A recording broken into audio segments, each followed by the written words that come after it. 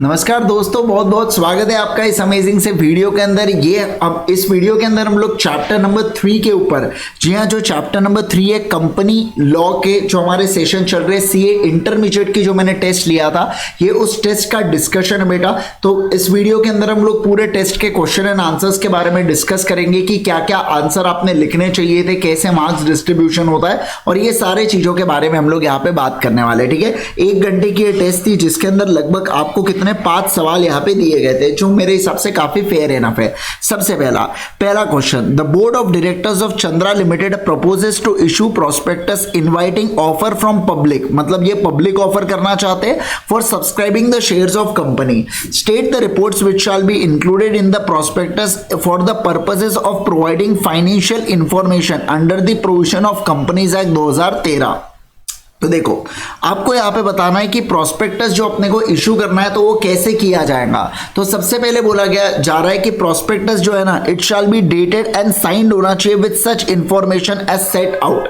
जो भी इंफॉर्मेशन आपने डिसाइड करके रखा है उस इसके ऊपर डेटेड एंड साइन होना चाहिए और एज पर सेबी होना चाहिए। बेटा किसके हिसाब से होना चाहिए, बोलो एज पर सेबी होना चाहिए। ठीक है सर। दूसरा, अगर सेबी ने कुछ नहीं बोला है तो जो रेगुलेशन बना के रखा है वो रेगुलेशन के हिसाब से होना चाहिए। तीसरा, अगर मैं बात जो डिक्लेरेशन है अबाउट कंप्लायंस के बारे में आपने बता देना चाहिए सेबी के अंदर।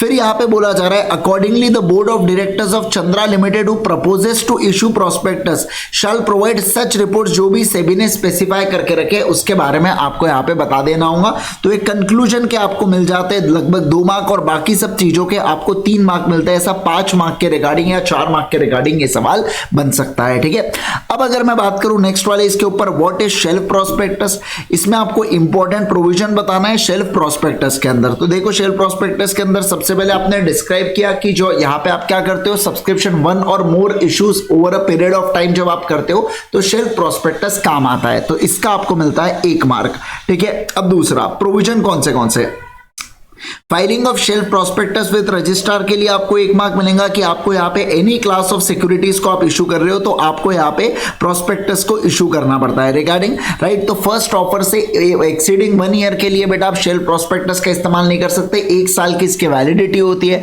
और दूसरा, जब आप सब्सिक्वेंट ऑफर करते हो तो फर्दर प्रोस्पेक्टस आपको लगने वाला है क्या, नहीं सर, फर्दर प्रोस्पेक्टस आपको नहीं लगने वाला है, इस बात का ध्यान रखना है। तो ये दोनों मिला के 1 मार्क आपका कवर होने वाला है, कौन सा, फर्स्ट पॉइंट के अंदर। दूसरा देखिए यहाँ पे फाइलिंग ऑफ इंफॉर्मेशन मेमोरेंडम। तो जो इंफॉर्मेशन मेमोरेंडम है उसके अंदर आप सारी चीजें बताते हो कि जो मटेरियल फैक्ट है, चेंजेस इन फाइनेंशियल पोजीशन जो भी अकर हुआ है फर्स्ट ऑफर ऑफ सिक्योरिटीज और नेक्स्ट ऑफर ऑफ सिक्योरिटीज के अंदर, तो वो सारी चीजों को आप सेकंड वाले पॉइंट के अंदर बताओगे।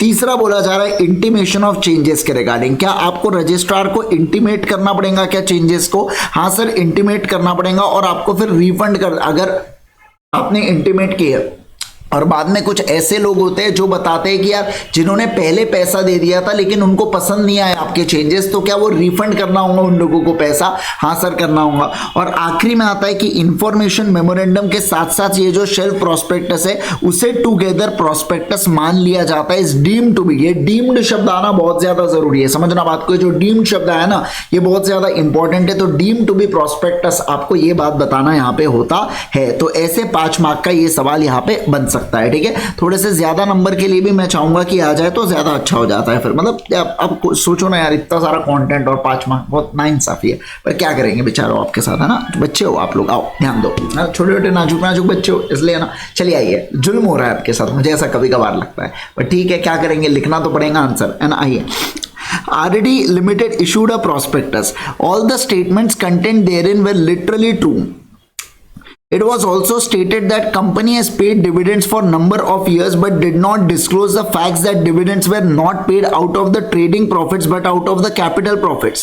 An allottee of share claims to avoid the contract on the ground that prospectus was false in material particulars.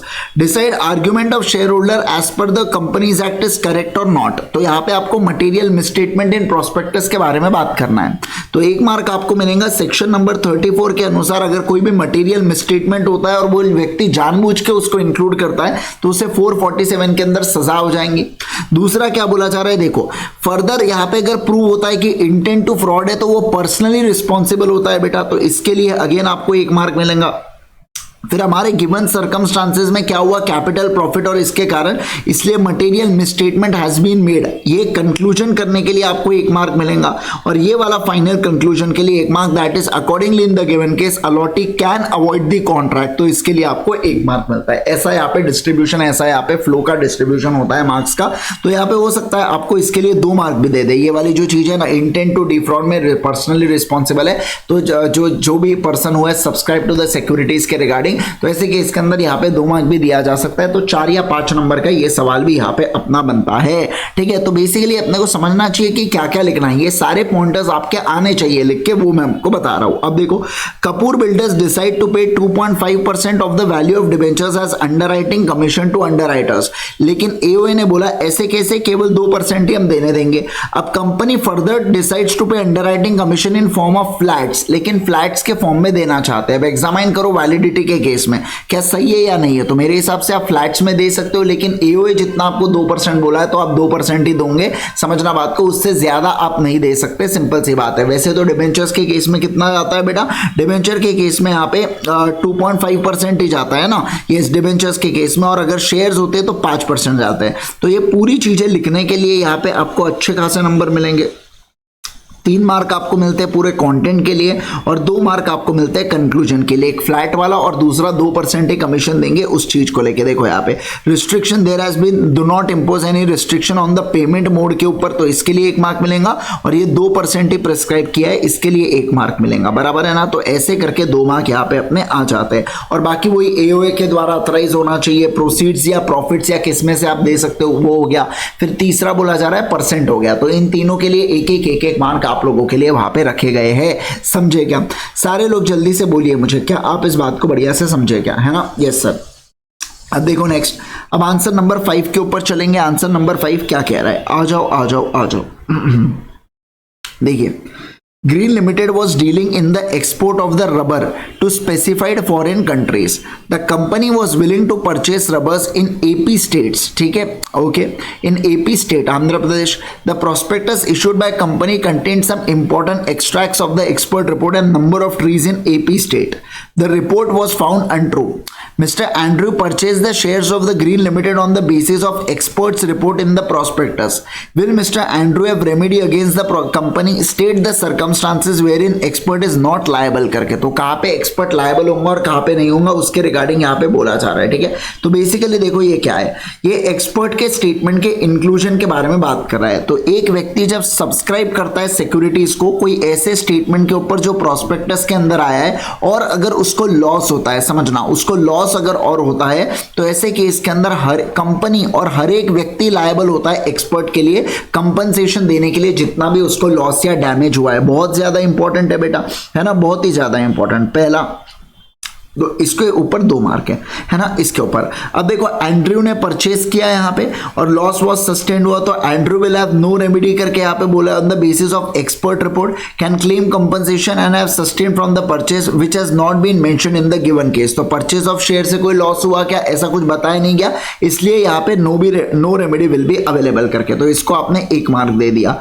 अब यहाँ पे देखो सर्कमस्टांसेस जहाँ पे when expert is not liable, उसके बारे में आपने बता दिया, तो ये आपको 2 मार्क के लिए यहाँ पे डालना पड़ता है कि कब, जैसे उसने पहले ही विड्रॉ कर लिया या जब उसने स्टेटमेंट दे दिया था लेकिन प्रोस्पेक्टस इशू होने से पहले उसने विड्रॉ कर लिया, तो ऐसे पूरी चीजों के बारे में यहाँ पे बताया गया है। ठीक है, सारे लोग समझे क्या, बोलो जल्दी से, है ना। तो आपके जितने भी मेरी क्लासेस है बेटा, CA foundation law, CA inter law, CA inter audit, combo of CA inter and audit, ये सारी अवेलेबल है ultimatece.com के ऊपर। तो आप ultimatece.com के ऊपर जा सकते हैं और आप यहाँ पे हमारे क्लासेस परचेस कर सकते हैं, राइट। टेलीग्राम ग्रुप को अगर आपने ज्वाइन नहीं किया है तो जरूर से ज्वाइन कर दीजिएगा। अगर आप सिर्फ सीए इंद्रेश गांधी सर्च करेंगे तो भी आपको डिटेल्स मिल जाती है, राइट। अल्टीमेट सीए के टेलीग्राम ग्रुप को भी आपने ज्वाइन करना है, अल्टीमेट सीए करके सर्च कीजिएगा टेलीग्राम पे, एंड अगेन आप टेलीग्राम ग्रुप पे हमारे साथ जुड़ जाइएगा। अगर आपको कोई भी क्वेरी होती है तो आप मुझे इंस्टा हैंडल सीए इंद्रेश के ऊपर मैसेज डाल सकते हैं, आप मुझसे पूछ सकते हैं अगर आपको कोई भी क्वेरी होती है तो, right. Till then, thank you so much once again everyone, bye bye, take care.